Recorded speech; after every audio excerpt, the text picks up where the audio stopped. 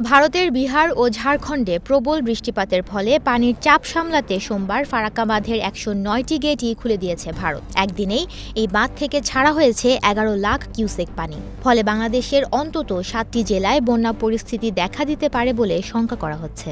মূলত বিপদসীমার উপরে থাকা পানি না ছাড়লে বাঁধের চরম ক্ষতি হতো।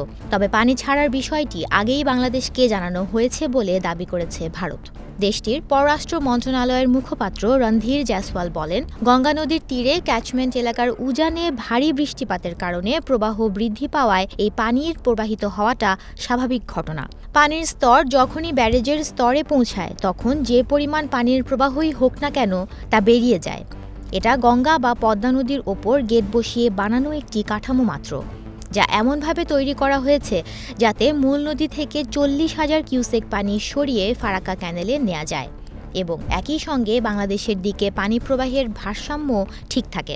ফারাক্কা বাঁধের জেনারেল ম্যানেজার আরদেশ পান্ডে জানিয়েছেন, ফারাক্কা ব্যারেজ কর্তৃপক্ষ সবসময় অ্যালার্ট রয়েছে। খুব কম সময়ের মধ্যে যেভাবে পানির চাপ তৈরি হয়েছে তাতে ১০৯টি গেটের সবকটি খুলে না দিলে ব্যারেজের ওপর বড় চাপ তৈরি হচ্ছিল। এর ফলে বড় ক্ষতি হয়ে যেতে পারত। আপাতত ফিডার ক্যানেলে ৪০,০০০ কিউসেক ও ডাউনস্ট্রিমে ১১ লাখ কিউসেক পানি ছাড়া হয়েছে।